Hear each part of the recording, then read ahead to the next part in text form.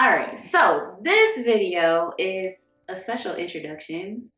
I mean, if you've been here before, you know my name is Candace Rose. And if you're new here, I'm Candace Rogue, designer of all things art, fashion, real estate, tech, UI, you name it, I'm that girl. And I have the receipts to match. If you follow me on my socials, but I am really excited to be branching out into YouTube more regularly because I would really like to document what my journey has been like, house hacking my way into my creative wonderland, which is called Rogueland.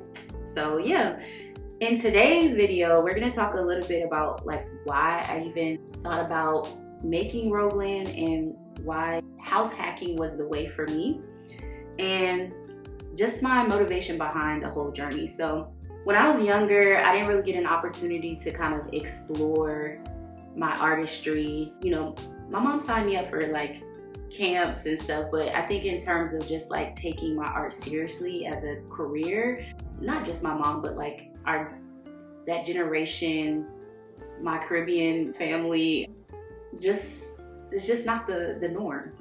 So I understand why it could be scary for, you know, those who are raising me to encourage that, but I had always wanted to be in a space where I could freely explore my artistry and do it in community with people I loved. So hence Rogueland. I think the name started as like Sun and Seed many moons ago, and I was really just thinking of just like, you know, you plant the seed, let the sun grow it, you water it, you know, you get the vibe. But it eventually turned into Rogueland, which is cool too. It's just easy. It comes to mind when people think of Candace Rogue. So there's that.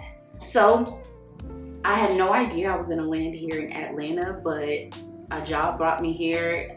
It made sense for me to start buying property here in Atlanta, so that's how that happened. But I was just trying to think of like really interesting ways how to build a creative space. I had in Sacramento, there's this maker space where you could like learn Adobe Creative Suite under like the tutelage of, you know, other artists that were there. You could learn how to woodwork, you could learn how to weld. There were so many different things that you had access to in this one space, and I was like, we need something like that elsewhere. Now there are spaces here in Atlanta that came before me that have absolutely done that, but when it comes to seeing faces like mine, Black, that is not as, you don't see that as frequently. So I was really trying to make a safe space for Black and brown folks to come and, like I said, just create in community and collaborate on projects, and just utilize the space to the best of our abilities. And then also for me, it's a personal part of my artist journey because I've been trying to push myself to create more.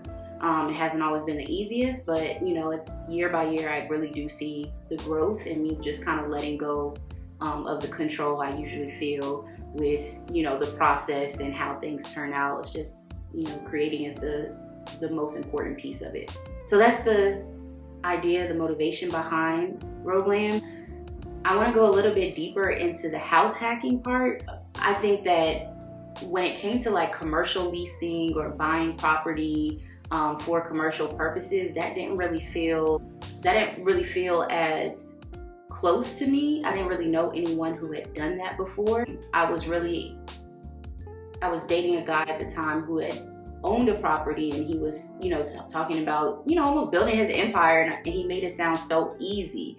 And no, home buying isn't crazy easy, but it's more simple than more people think, which I really appreciated him for, you know, breaking down all the steps to me so simply like he did.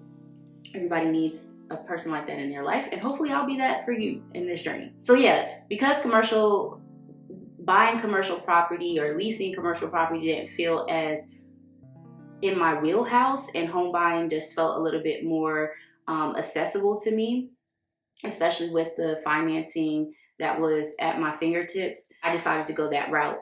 And for those of you who all don't know, house hacking is, just think of it as a way to kind of like take as least amount of money that you can put in and get the most out of it. So some people will, instead of buying their dream home, they buy a fixer-upper, and they'll do a bunch of DIY stuff to upgrade the property, so that way, you know, they're still getting their dream home at the end, but they may have to live through, you know, the DIY process in order to get there. So it's not as glamorous, but it's a form of house hacking. In my particular situation, I bought a property with a single family home on it. It's on a half an acre, and I made sure that it was zoned in my area, or was able to be rezoned for me to build more on this property. What I'll get into later in a separate video is how I built an ADU, aka an accessory dwelling unit. So it's still residential, it's not commercial, but it's perfect for what I need right now. And hopefully in the next few years, once, you know, we gain traction, we'll be able to get a bigger piece of property. Drop a comment below. Let me know what you want to know about the process. But it's always been intended to share space with other creatives, whether they're living here, whether they're just visiting, you know, just more communal, more homey. Right? So my initial goals were to I wanted to create a separate home, but because of the permitting, which I'll get into in a different video, we were only able to rezone this or get a special use permit, which is a little bit different than like rezoning to get a whole nother subdivided house. So under that restriction, I built a loft on top of a garage, which is actually my studio. And then I got some shipping containers, or bought some shipping containers, and had them put onto my property, and also landscape the backyard so that I could host intimate concerts or have like a cool spoken word soiree like outside. So it's supposed to be a multifunctional space.